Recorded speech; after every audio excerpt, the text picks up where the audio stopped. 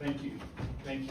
And it's an honor to be here with you to commemorate this 32nd Vietnam Human Rights Day.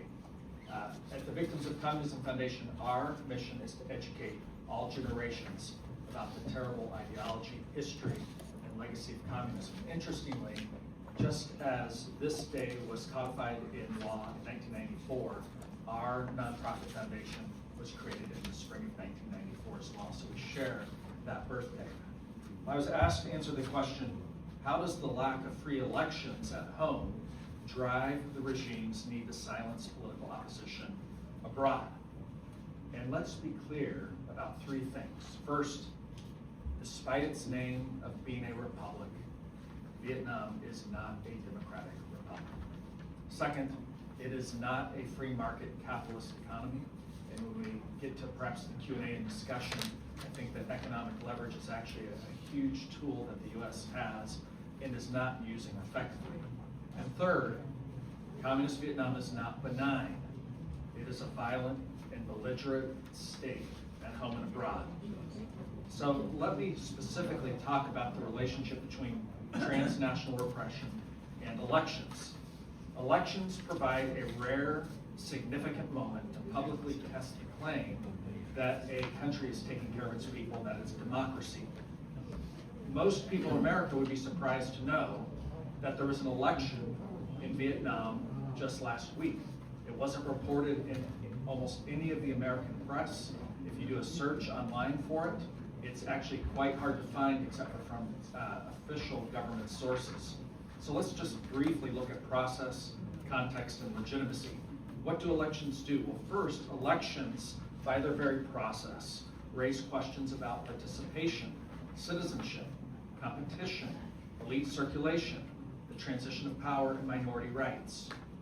And the government of Vietnam fails, and the election last week fails on all those counts. Second, elections are important in terms of context. Elections raise issues not only of process, but about transparency, about freedom of the press, the right to assemble, about competition, about debate among different voices, about competing visions for the country. All of these are throttled in Vietnam today. The election last week fails on context. And then third, elections are about legitimacy, and not the phony legitimacy of essentially forcing the entire public to vote towards a predetermined outcome, but rather the legitimacy of a government and its policies in a test, elections as a test of the legitimacy of the country's direction. So of course, last week's election fails on all those counts. So when a political system is repressive and corrupt at home, that pressure has to be released elsewhere. There have to be witnesses elsewhere. And that's why the government in Vietnam practices transnational repression abroad. How does it do it? We've talked a little bit about it through coercion, through intimidation, through abductions, through threats and harassment, through bullying, through the attempts to repatriate dissidents and asylum seekers back to the country. The reason that they practice transnational repression, the reason that there's been an increase in it in the past 4 years, is precisely because the voices outside of Vietnam, voices that we see in this audience and on this panel today, because outside of the country, that's the only possible witness to tell the truth about the regime today. Well, I hope that we get a chance to talk more about what can be done, but let me just remind us of 3 economic facts. The first is that 6 of the top 10 countries involved in Vietnam's economy are among our closest allies. And America itself has double the purchasing power of China when it comes to Vietnam, double. But also close friends, Japan, South Korea, the United Kingdom, the Netherlands are all in the top 10. We have a lot of leverage economically that we're not using. Second, up to 5% every year, and it used to be up to 15% of Vietnam's economy comes from remittances. We've been propping their economy with remittances from abroad. We should have thought a long time ago about stopping or changing that practice.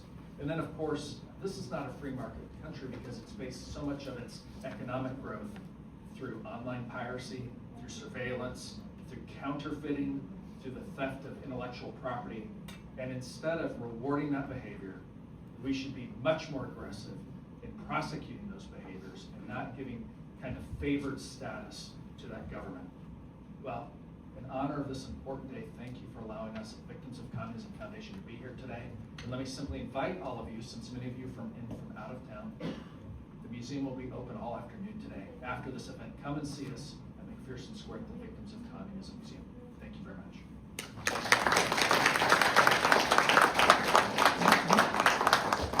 How can democratic nations better coordinate to hold the Vietnamese authorities accountable for their failures to hold free and fair elections?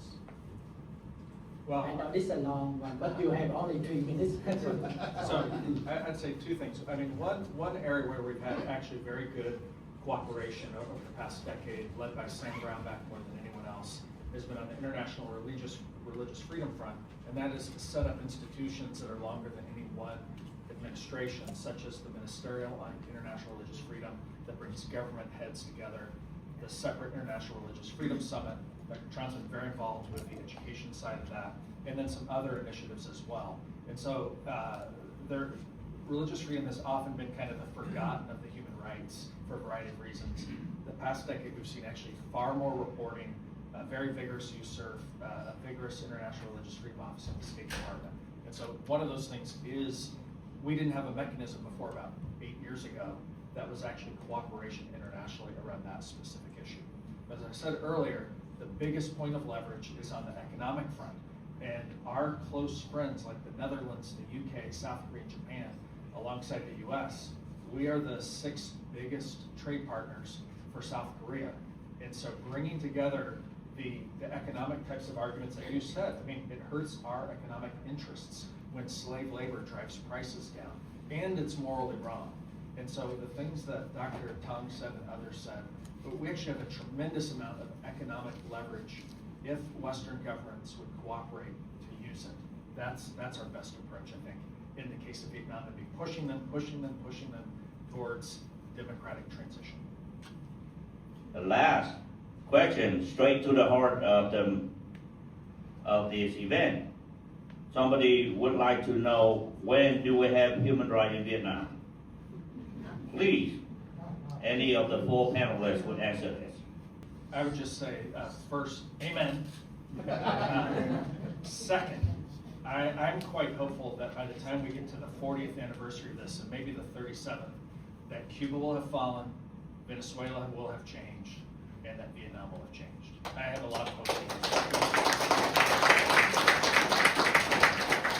I do have one challenge specifically for this audience, and that is that I'm not convinced that your children and that your grandchildren have bought into the things that we're talking about up here. And so I think a huge challenge for the diaspora community is why don't we see the Vietnamese American youth and young adults at the front of this movement instead of not participating whatsoever. And so I would just urge us all, myself, all of us, that there's a missing group on the front lines of the advocacy, in my opinion. I would love to be wrong on this. There's a missing group, and somehow we have to be doing a better job of engaging the younger Vietnamese American, the Vietnamese French, the Vietnamese Filipino, wherever they are, to be on the front lines of this fight to save their cousins. Next, I would like to invite Dr. Patterson to give his 1-minute remark. I would simply mention that last year I was in Houston. I was so proud that the people of Houston, the Vietnamese community in Houston, stopped the charm offensive by the government of Vietnam that was going to hold a major expo to tell the world about how great the communist system was. And I would simply say that in addition to transnational repression, there's also the charm offensive that's constantly going on. And I think that Vietnam learned it from Beijing. And so not only the bad stuff, but the false promises of economic development and social unity and blah, blah, blah, blah, blah, which often is actually just is really, really about profits and low-cost labor and things like that. We have to fight against the charm offensives in addition to the transnational oppression. And I honor those of you who call out the lies of the charm offensives.